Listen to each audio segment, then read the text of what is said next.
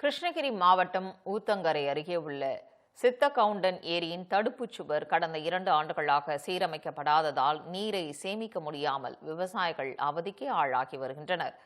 இதுகுறித்து அப்பகுதி விவசாயிகளுடன் நமது செய்தியாளர் கணேஷ் நடத்திய கலந்துரையாடலை தற்பொழுது பார்க்கலாம். கிருஷ்ணகிரி மாவட்டம் ஊத்தங்கரை அடுத்த கெங்கபராம்பட்டி ஊராட்சிக்குட்பட்ட சித்த கவுண்டன் ஏரி. இந்த ஏரி பார்த்தீங்கன்னா ஒரு 100 ஏக்கர் பரப்பளவு கொண்டது.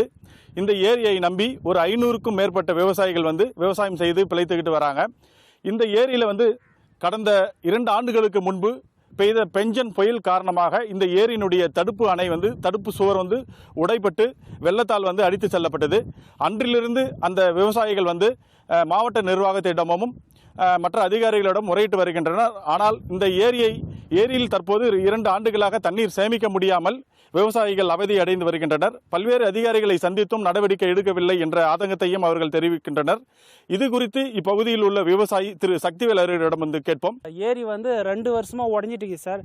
எந்த நடவடிக்கையும் எடுக்க மாட்டேங்கிறாங்க. இதை நம்பி நாங்கள் ஏரி ஓரம் இருக்கிறவங்களாம் 500 ஏக்கர் இதை நம்பி தான் சார் பண்ணே பண்ணுறோங்க.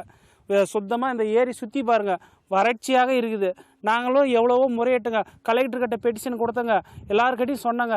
அதுக்காக வந்துருச்சுங்க, பண்டு ஒதுக்கிட்டாங்க, கொடுத்துருவாங்கன்னு சொல்கிறாங்களே தவிர எந்த ரெஸ்பான்ஸும் செய்ய மாட்டேங்கிறாங்க.